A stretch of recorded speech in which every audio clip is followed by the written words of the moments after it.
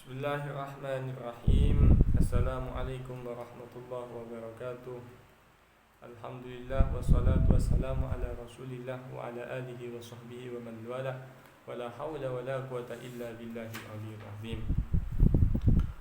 Wa qala Allah ta'ala fi kitabih wa ma anfaqtum min syai'in fahuwa yukhlifu wa huwa khairur raziqin.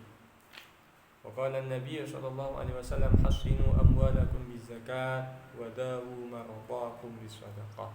Artinya berangkat dari hadis ini Rasulullah memerintahkan kita untuk menjaga harta kita dengan zakat, kemudian mengobati orang yang sakit dengan cara bersedekah. Memang sepintas apa yang dikatakan Nabi ini tidak nyambung. Kenapa orang kok diperintahkan bersedekah, diperintahkan menyembuhkan orang sakit dengan sedekah? Bukankah dengan ketika dia mengeluarkan harta, pas nanti hartanya tambah sedikit, yang otomatis ketika hartanya tambah sedikit maka dia akan bertambah bebannya, bukan bertambah sembuh, malah bertambah sakit.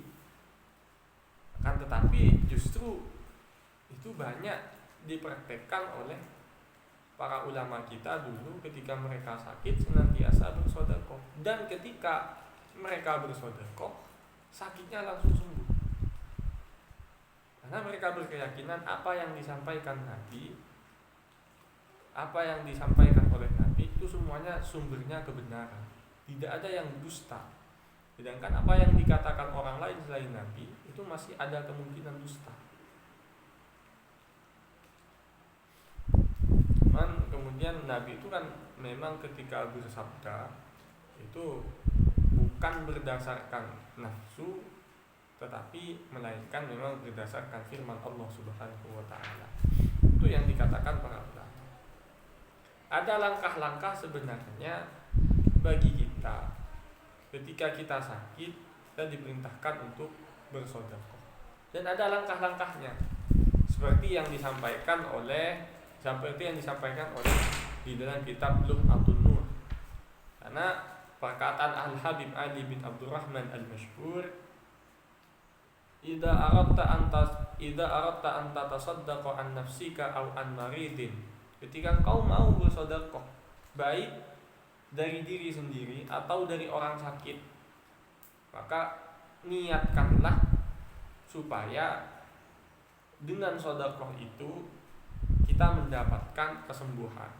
Faqul bi niyatil afiyah ba'da qaulika alhamdulillah wassalatu ala nabi sallallahu alaihi wasallam. Setelah itu sampean baca doa ini, kata Habib Abdurrahman Al-Mashhur. Apa doanya? Ini, Allahumma inni sami'tu an nabika wa habibika sayyidina Muhammad annahu qala dawu maradakum bisadaqah wa inni udawi nafsi wa ma nazala alayya minal amradi wal asqam wal balaya bihadha wa yashiru ila sadaqah Allahumma ashtaraitu nafsi wa jismi fi zahiri wa batini bihadha Allahumma taqabbalhu minni innaka antas sami'ul alim wa tub alayya innaka antat tawwabur rahim bijahi sayyidina Muhammadin sallallahu alaihi wasallam wa yatasaddaqu bihi sirran wallahu syafi wal mu'afi. Bahwa ini ada langkah-langkah dari Al-Habib Abdurrahman Al-Mashhur. Pertama, sampian ketika mau sedekah, setelah sampian mengatakan alhamdulillah, ucapkan doa seperti ini.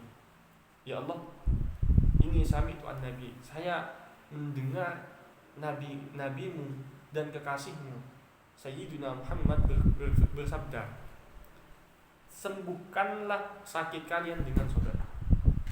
Maka dengan ini saya berobat atas apa yang kau turunkan berupa penyakit, berupa bala terhadap kami. Kemudian berangkat untuk sedekah. Kemudian setelah dia mau sedekah, ucapkan doa ini, Allahumma ishtaraitu nafsi wa jismi ila akhirih. Itu saya beli diriku sendiri, jasadku, anggota zahir dan batinku dengan sedekah ini. Maka kata Al-Habib Ali Al-Mashhur, Al-Habib Ali bin Abdurrahman Al-Masyhur setelah membaca ini insya Allah akan diberikan kesembuhan oleh Allah. Banyak ulama itu berkata, kenapa orang sekarang itu lebih percaya pada dokter, padahal dokter itu hanya sekedar memvonis, diagnosa. Sedangkan Nabi SAW adalah seseorang yang tidak pernah bohong. Wa ma yantiqu 'anil hawa in huwa illa wahyu yuha. Itu kan dikatakan seperti itu. Nabi itu ketika berkata itu tidak menggunakan nafsunya, melainkan itu berdasarkan wahyu dari Allah. Itu yang dikatakan para ulama. Jadi tentang masalah sedekah yang dapat menyembuhkan penyakit itu sebenarnya sudah dibuktikan oleh banyak ulama yang membuktikannya. Ketika mereka sakit, mereka berobat dengan sedekah. Salah satu adalah guru kami, Al-Habib Segaf bin Hasan bin Ahmad Baharu. Beliau itu dalam suatu majelis pernah bercerita, beliau itu pernah didiagnosa ada batu ginjal, bukan batu ginjal, tapi sakitnya beliau itu ada di ginjal. Intinya ada di ginjal. Kemudian beliau salah satu orang yang mengamalkan tentang firman atau sabda Nabi ini. Beliau bersedekah terhadap seseorang yang sangat membutuhkan, katakanlah fakir miskin, katakanlah para pemulung dan sebagainya. Akhirnya berkat memang mukjizat Nabi, berkat keajaiban sedekah, ketika diperiksakan lagi ternyata penyakit beliau sudah tidak ada. Itu yang sering disampaikan beliau, bahwa jangan